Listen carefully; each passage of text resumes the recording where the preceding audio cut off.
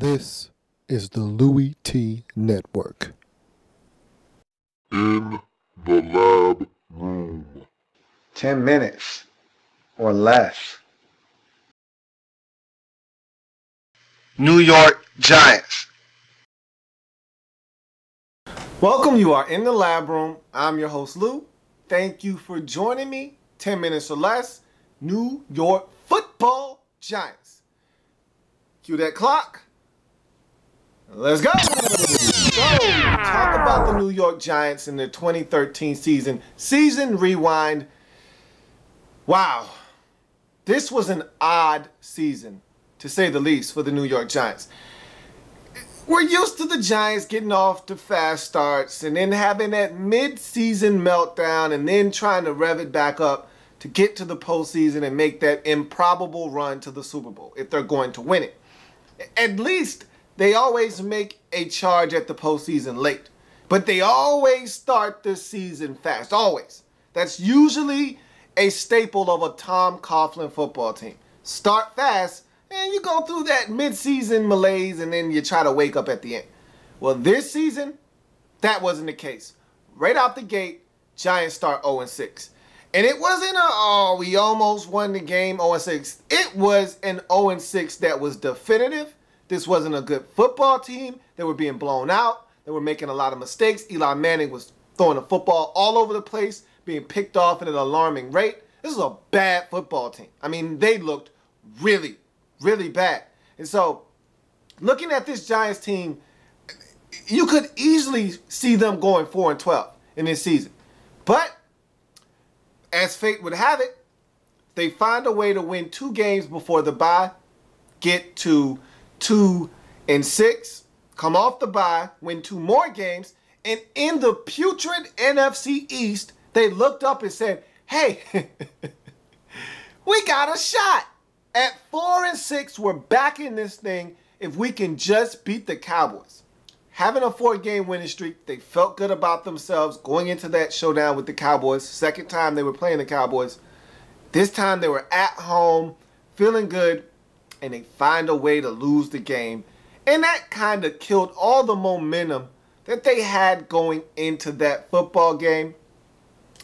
Now, they end up winning 3 out of their last 6 games to finish up the season. However, at 4-7, the Eagles started to gain traction within the division. So did the Cowboys.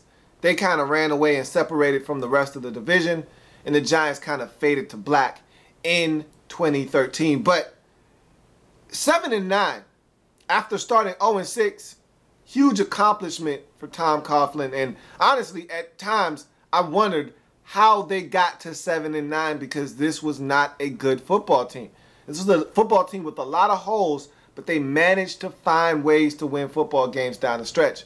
And that's a testament to Tom Coughlin. So you look at this Giants football team as we fast forward to 2014, and you got to think, wow, this roster, it just seems like this roster got old and it started to fall apart overnight.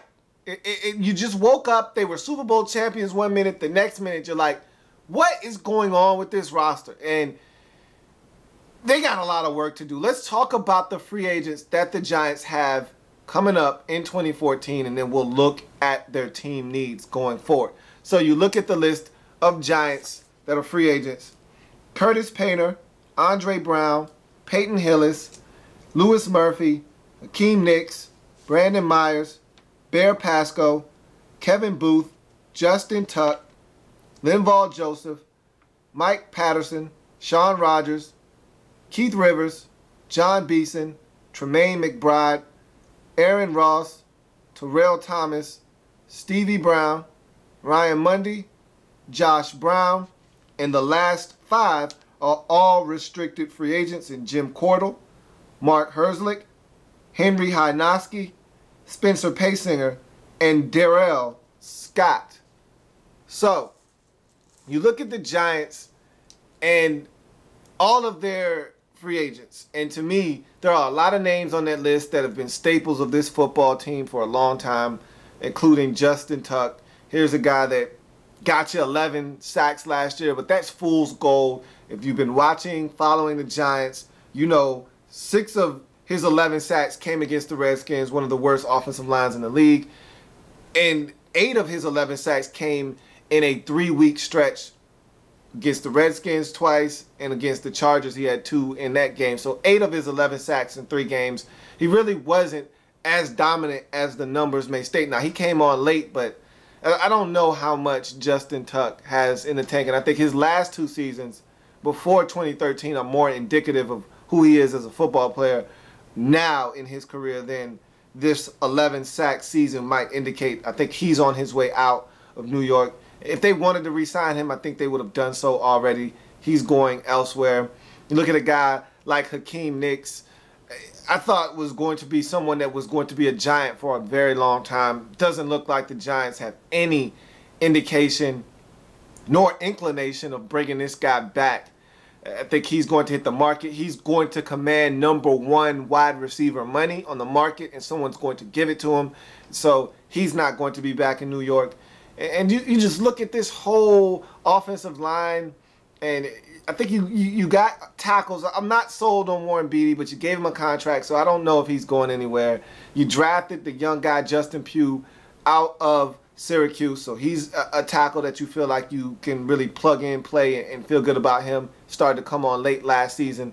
So I think you're good at the tackle positions, but you look at the guard positions and even center, I think that whole little conglomerate there from guard to guard is just a bad setup right now.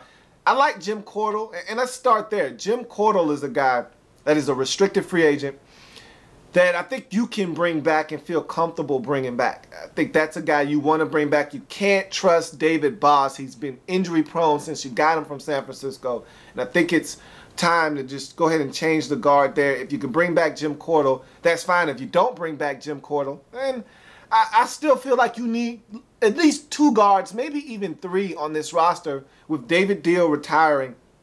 I think you got to be able to bring in at least 2 guards and have one of those guards be a combo guard where he can play center and guard as well. And I think you'll be fine at both of those positions. But guard is definitely a position of need for this Giants team. We'll talk about that here in a second. But Jim Cordell is the guy I think you want to bring back if you are the Giants. What about Linval Joseph? Here's a very young and I think a very talented defensive tackle that's going to garner some attention on the free agent market. I think it'd be foolish for the Giants to let this guy walk away.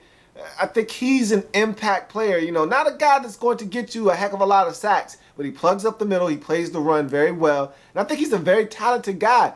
And I don't think that's one you want to let walk away. He's going to help the guys out on the edges because of what he does inside. I think Linval Joseph is the guy you want to bring back. And last but not least, kicker Josh Brown missed only 3 kicks last season.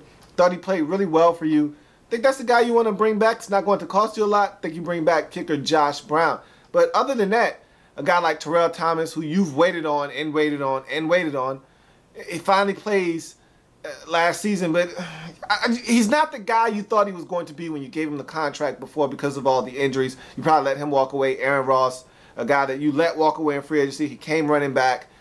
Don't think you want him back either. Stevie Brown had that one big season, but he's probably looking for more money than you want to give him.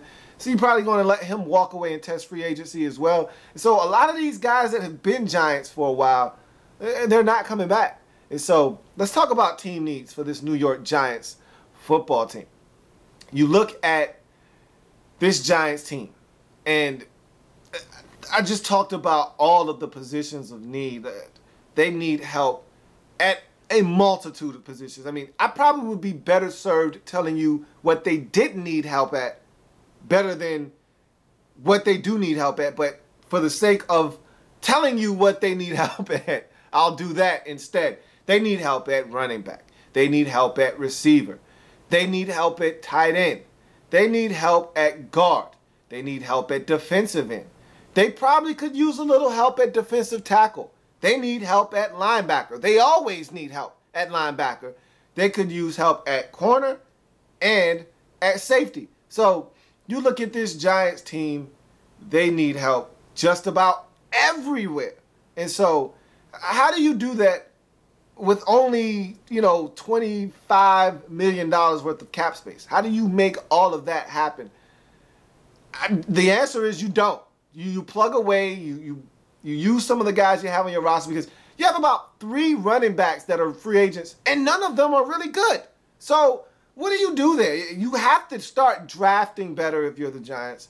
You got to go out at free agent and spend your money wisely. Free agency has to be something that you maneuver very well this offseason, because you need help in so many different areas that you can't spend a lot of money in one particular area. You can't overspend. That's why a guy like Justin Tucker is asking for too much. You can't bring him back because you've got so many different holes on this roster that you got to start spreading your money out wisely and making sure you make smart decisions.